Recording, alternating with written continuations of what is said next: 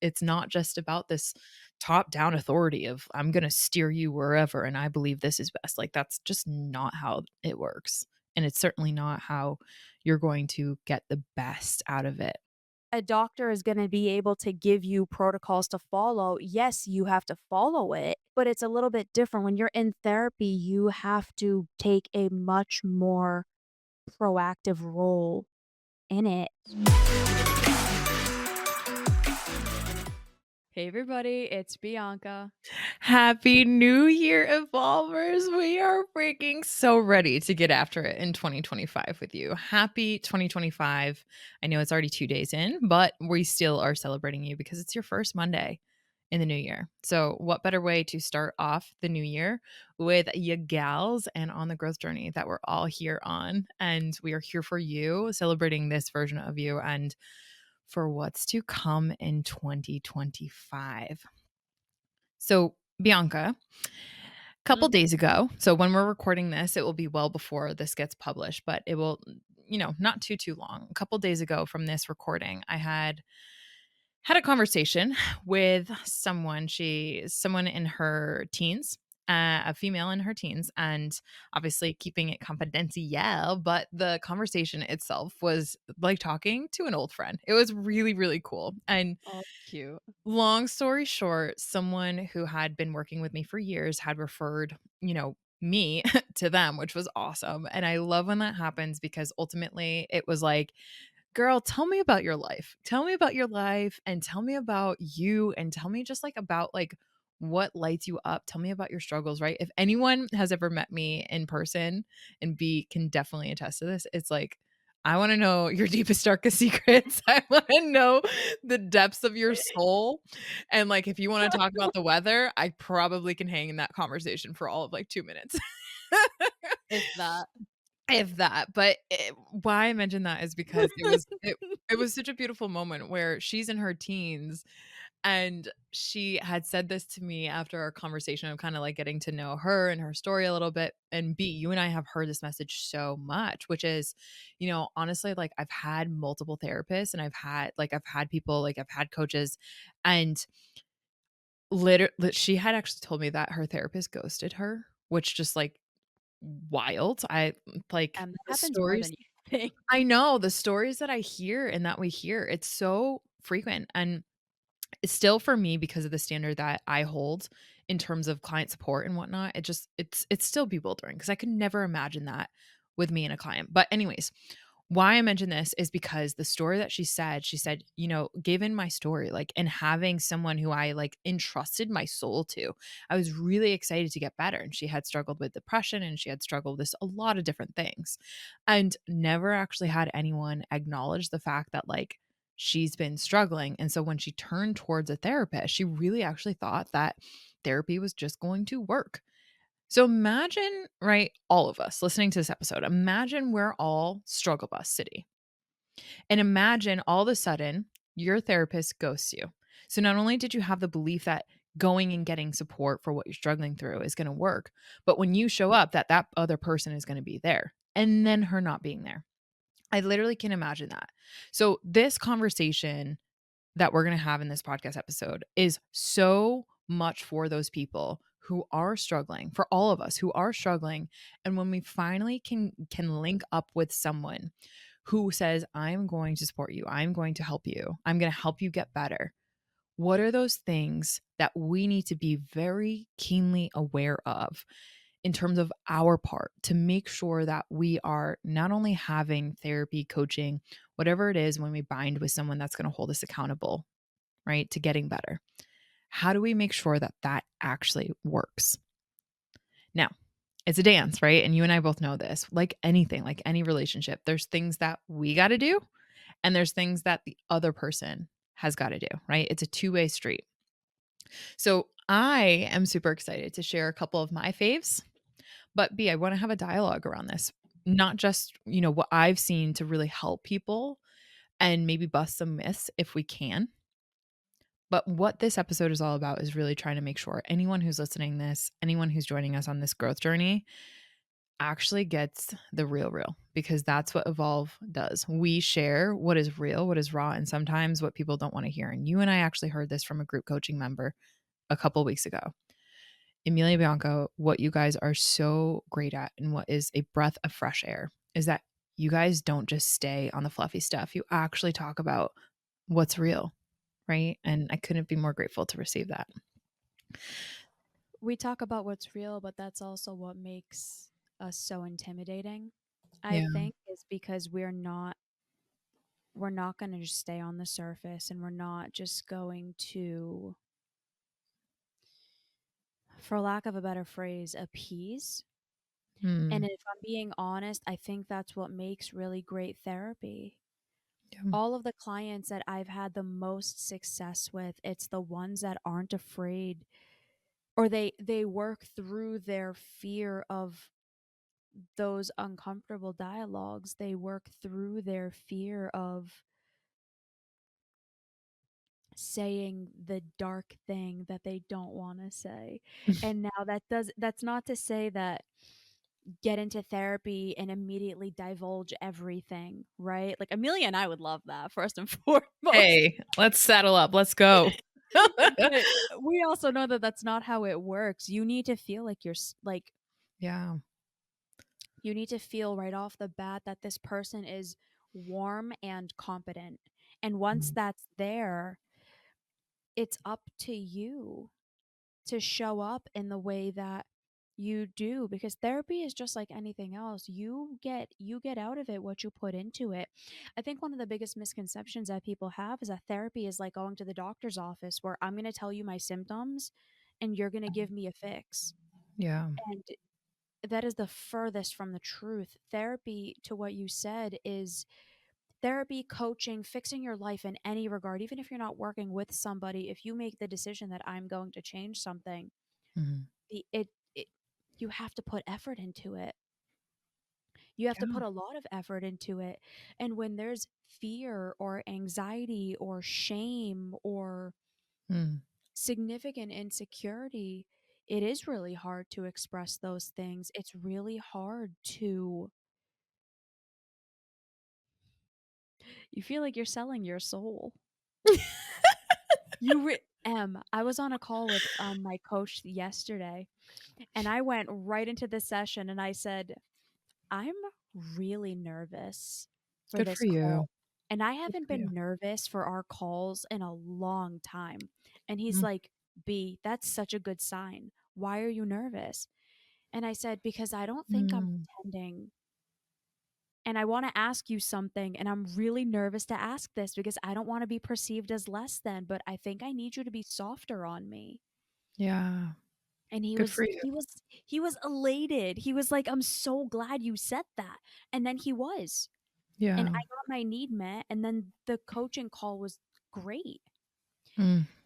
So like when I say this stuff, I don't say it just from the therapist perspective. I Amelia and I also both know what it's like being on the other side of that. And I think Yeah. that's what makes us really competent in what we do. It's because we know what it's like being on both sides. So number Yeah. 1, you get out of it what you put into it, and you cannot have a good outcome if you're not ready, willing, or able to show up for yourself, because the therapy is a mirror. Yeah. It really is. Like, Emilia is the kind of person that she'll be able to just, you know, do whatever, and you could probably just sit there and not really say much, but that's because it's Emilia and she'll pull that stuff out W of you. Wait, But what do you even mean in that? Go like, deeper. just because of how, like, you kind of take like a business approach to your therapy, where it's like you have systems and regiment and tools and da da da da da da da da da, where like Oh, I for got for you. a Got good you. for a good chunk of time, the person can Yeah. just really sit Get back. there and kind of Yeah. like, yeah, take a step back. And Yeah. we're having evolve in general, like evolve therapy, we're starting to be able to do that on all standpoints. But Yeah. if you go to most therapists, that's not what's going to happen. Yeah. You Yeah. have to show up. And granted, with us, you have to show up too, but like we'll take a little bit more of a leadership approach in the beginning. For sure. I And liken you it to, also like have to be the leader of your own life too. so true. So sorry. That was a really powerful pause that I just totally blew up. Yeah. You have to be a Honestly, leader. like, I'm sick of Put 'em it. up. Put 'em up. I want my ass handed to me. I don't want Um, I liken it to a boat ride. I don't know why that intrusive visual just came in, but, like, I have a visual of so my dad's always been into boats, like, ever since I can remember when I was younger, we had rowboats, and we used to go turtle hunting, like, not like catch and kill, just catch and return. Yeah, yeah, Bianca, you're gonna That's what happens learn when you grow up that in the boonies. yeah, when you grow up in the boondocks, um, you learn and you create fun, you create Turtle wonder. hunting. Yeah, we would go turtle hunting in this little tin boat, but anyways, I always remember, the way in which the way in which going for a boat ride would start would be my dad would be the captain, so he would be driving what at first was, the little it was the rowboat, so he'd be rowing, and then eventually after we were able to observe and see how he rowed or rowed, we would then do the rowing, and so we would learn first by observing and kinda sitting back and seeing what it feels like, but then we would be in that seat, and it was the same approach when it came to whether it was a little motor rowboat, where the motor was, the go-to instead of the rows or the oars, Course. words, the oars, but then as we grew older and my dad became more successful, he would obviously upgrade his boat. His little tin boat eventually became like a 14 footer, then a 24, then a 54, and so on. But, anyways, with that being said, the same approach was very necessary, which was when someone wanted to go for a boat ride, right? They wanted to enjoy the scenery of getting in the boat and taking in the scenes and seeing the nature and being able to see all the different houses that were on the lakeside. But if you wanted to be on the boat, eventually, my dad, what he would do is he would step back and say, "Hey, come drive." And there would be this overwhelming fear of like, I don't know how to drive a boat. Like I've never driven a boat before. Like, and I would see this happen with people that we would have come over and want to go for a boat ride. But that sense of empowerment that you would have once you realize that stepping into the captain's seat, things wouldn't just fall apart. Hey everybody, I just want to take a minute to talk about my experience with the Evolve Venture Society. Um, they're a wonderful group of people who allow you to communicate in an open and honest way, and they're very supportive and full of positive energy. You can ask anyone for help.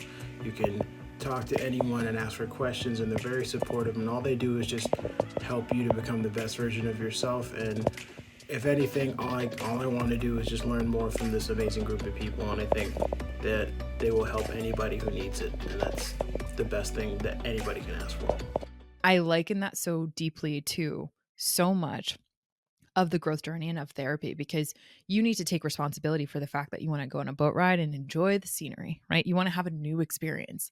The growth journey is so similar to that, where you want to have this new version of yourself and you want to and or align to this new version for you or get away from this old version, this stuck version of yourself. Mm. It's the same to where when you get into the growth journey, taking responsibility that you want this new version of yourself, you gotta go into the boat for lack of better words. You gotta step into the ring. You gotta step into that that session. And that can be really scary, right? You might have sea legs at first. You might be freaking out because maybe you don't know how to swim or no one ever taught you. But then from there, right, with the right person, the sea legs, you'll acclimate and you'll feel safe and you'll have those thoughts that reassure you and give you reassurance that like, okay, cool, I took responsibility. I want to go for this boat ride. I want to go for this growth ride. And I am actually so much more capable than I believe. And it's still scary. So two things can be true at the same time. And then Mm. eventually over time, you can slip into that captain seat where you take full control of your part that is directing this growth journey, that is directing therapy sessions. And I think that that's one of the things that you and I have received feedback from so many of our clients and so many people in our community is that like we do have that beautiful balance of that we come in and self lead, right? To be able to let the client sit back and really observe like how this can be done. And there's a routine that we have certainty around. And we're also going to expect you to lean in when we need you, because I see therapy, I see coaching, I see any type of journey of getting better. It's a two-way street, like I said. You've got to be 100%. able to take your part in that, and it's 100% on your side, it's 100% on the other side, and honestly, that's one of the biggest things when it comes to making sure therapy actually works, right? It's not just I about agree. this top-down authority of, "I'm gonna steer you wherever, and I believe this is best." Like, that's just not how it works, and it's certainly not how you're going to get the best out of it. You also have to remember that the mind and the body, while they are connected, they work differently. Like, a doctor needs to have a little bit more um going into a doctor's office works differently than walking into a therapy or a coach's office for Mm. very specific reasons. Like, everyone has a different opinion on this. It is what it is, but you can't just tell your liver, "Hey, start working," and have it like it doesn't work that And way. Like, also at the there's same time, drink.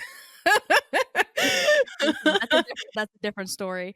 What I'm saying is a doctor is going to be able to give you protocols to follow. Yes, you have to follow it, Yeah. but it's a little bit different. When you're in therapy, you have to take a much more proactive role in it. Now, the other thing that I want to say, and I have a quote that I'm going to read, but the other thing that I want to make sure that I say is one of the biggest reasons I've seen, and I'm sure you will agree. One of the Mm. other biggest things that I see of what gets in the way of people not having a really great therapy experience is their fear of the criticism of the people around them. Yeah. So true. We're terrified of other people, and granted, I get it. Like, I I still struggle with fears of other people's judgment and what they're going to think of me, and Yeah. what are they going to say when they find out, "Oh, you're getting therapy? Oh, you need someone to talk to?" That stigma is still there, and navigating that and learning how to overcome that fear and understand where that fear is really originating from is going to be a huge factor in whether you go to therapy and have Mhm. a really great experience of it, or whether you choose not to and you end up having a really unhappy, unfulfilled life. And I'm going to read this quote, and I read it on here before, but I think this really sums up what we're talking about. It is not the critic who counts, Mm. not the man who points out how the strong man stumbles or where the doer of deeds could have done them better. The credit belongs to the man who is actually in the arena, whose face is marred by dust and sweat and blood, who strives valiantly, who errs, who comes up short again and again, who spends himself in a worthy cause, who at the best knows in the end the triumph of high achievement, and who, at the worst, if he fails, at least he fails while daring greatly. I love that. Dare greatly. Let yourself have the life that you've always wanted, because at the end of the day, you're the only person stopping you. And for all my ladies out there, swap that he with a she, Mm, thank you. and or whatever pronoun you go by. Because I know that that initially was difficult for me as this empowered woman to hear the he and not the she. No, but I am right there with you, and thank you so much for that raw reading, because it is Mm. so powerful. To dare greatly means to lean into the fear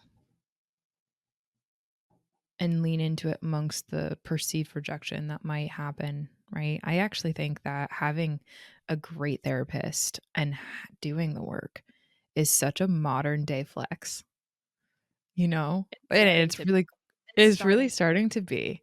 And it makes it really fascinating to see how, if like for example, if you don't have a therapist that's great, it's going to show up in your life, right? And if you don't have a therapist or a coach or someone who's like a mentor, if you don't have someone in your life that's trying to actively help you grow and evolve, right? Like it is noticeable in comparison to the peers, right? And